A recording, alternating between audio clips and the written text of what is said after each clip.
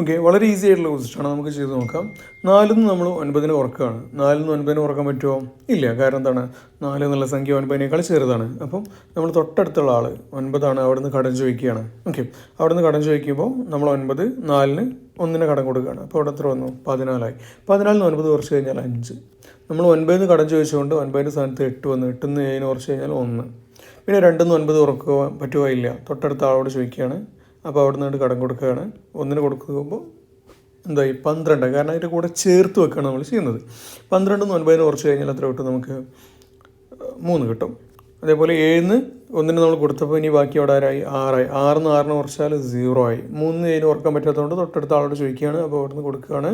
13 വരെയാണ്. 13 കുറച്ച് കഴിഞ്ഞാൽ നമുക്ക് 6 കിട്ടും. 4 നമ്മളൊന്ന് കൊടുത്തപ്പോൾ ബാക്കി ഇവിടെ 3 ഉണ്ടാവും. 3 നമുക്ക് 9 കുറക്കാൻ പറ്റാത്തതുകൊണ്ട് തൊട്ടടുത്ത ആളോട് ചോദിക്കുകയാണ്. അപ്പോൾ ഇവിടുന്ന് കൊടുക്കുകയാണ്. 13 വരെയാണ്. 13 9 കുറച്ച് കഴിഞ്ഞാൽ എത്ര കിട്ടും? യെസ്, 5 കിട്ടും. 4 കിട്ടും. നമുക്ക് ബാക്കി ശിഷ്ടം ഇവിടുന്ന് കൊടുത്തിരുന്നത് ബാക്കി 7 മാത്രമേ ഉണ്ടാവുള്ളൂ. 7 നമ്മൾ താഴേക്ക് ഇറക്കി. 74 60 315. ഇതാണ് നമ്മുടെ ഉത്തരം. ഓക്കെ.